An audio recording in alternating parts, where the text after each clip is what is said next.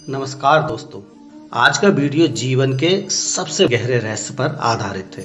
प्रारब्ध यानी हमारा भाग्य, हमारी नियति।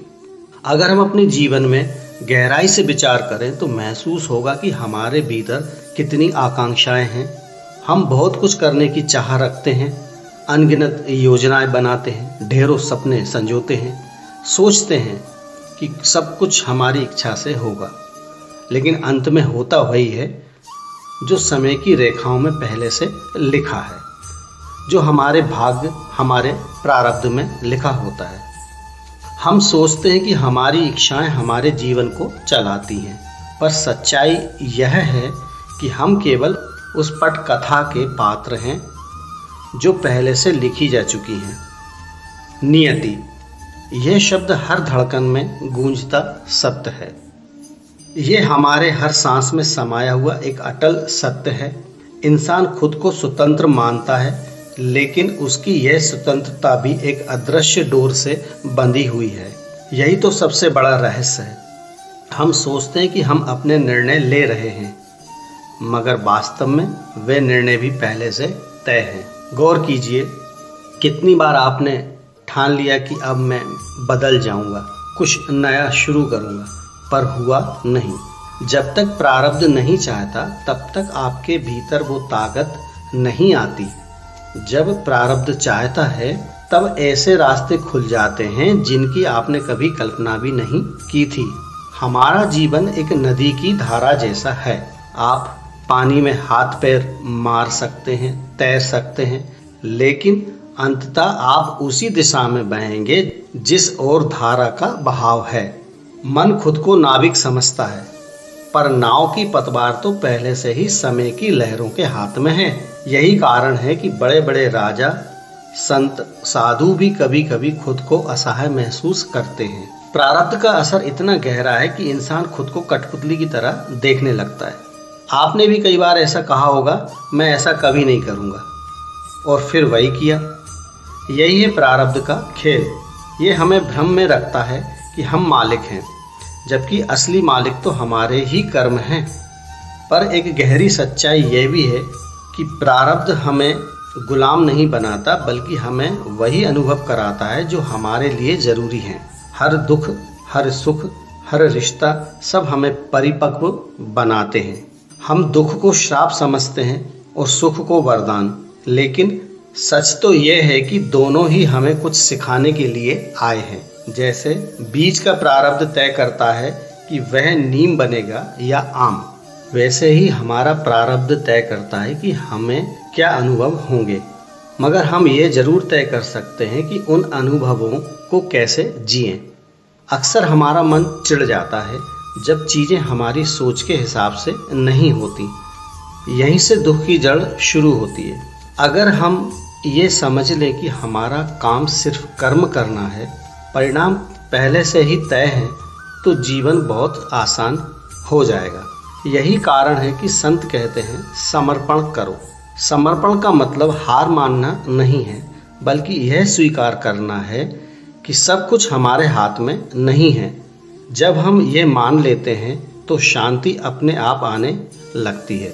कभी सोचा है कितने लोग बहुत मेहनत करते हैं फिर भी असफल हो जाते हैं, और कुछ लोग मामूली कोशिश से ही सफलता पा लेते हैं। क्यों?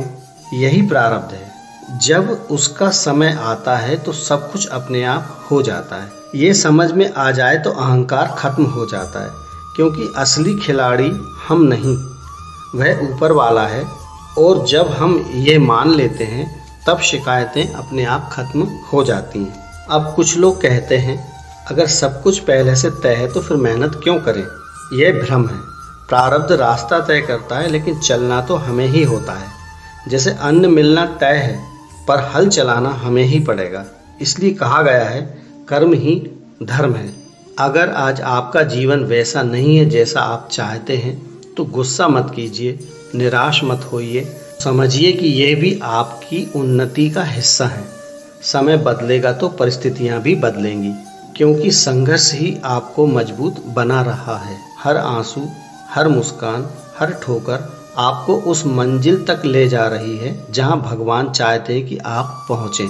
आपको लगता है कि आप रास्ता चुन रहे हैं, पर सच में रास्ता पहले से लिखा हुआ है। इसी भ्रम को माया कहा गया है। कभी कभी वही गलती, वही दर्द आपकी सबसे बड़ी सीख बन जाती है, वही आपको ईश्वर के करीब ले जाती है। इसलिए कोई भी घटना व्यर्थ नहीं होती, सब आपकी आत्मा की यात्रा का हिस्सा है। याद रखिए, कठिनाइयाँ भगवान की सजा नहीं, बल्कि आपको तराशने की प्रक्रिया है। जैसे सोना आग में तपकर चमकता है, वैसे आत्मा भी कष्टों से निखरती है। जीवन का हर पल सही समय पर होता है, न पहले न बाद में। जैसे सूरज दोपहर में नहीं उगता, वैसे ही आपकी किस्मत भी अपने समय पर ही खिलती है। इसलिए जल्दबाजी मत कीजिए, बस ईश्वर पर विश्वास रखिए। जब आप धैर्य रखते हैं और कहते हैं यह भी ठीक है, तब आप भगवान की योजना को स्वीकार करते हैं। तब दुख भी वरदान लगता है। इसलिए मेरे दोस्तों, प्रारब्ध से भागना नहीं है, उसे समझना है। आप इसे शिकायत के साथ भी जी सकते हैं और आभार के साथ भी।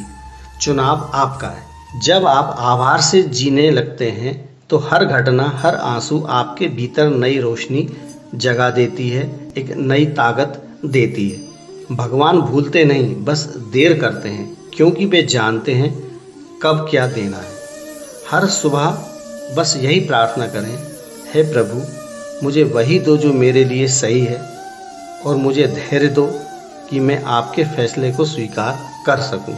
जब ये भावना आपके भीतर उतरती है तो प्रारब्ध का खेल उलझता नहीं, मुस्कुराने पर मजबूर कर देता है। तब जीवन बोझ नहीं, एक सुंदर यात्रा बन जाता है। तो याद रखिए, भाग्य आपको मोड़ सकता है मगर तोड़ नहीं सकता। वह आपको वहाँ तक जरूर ले जाएगा जहाँ आपके जीवन का फूल खिलने वाला है। बस विश्वास बनाए रखिए, धैर्य रखिए और ईश्वर का हाथ थामे रहिए, क्योंकि अंत में वही साथ देंगे। आज की वीडियो आपको कैसी लगी हमें कमेंट में ज़रूर लिखें। हमारे चैनल को सब्सक्राइब करें, शेयर करें, लाइक करें। धन्यवाद।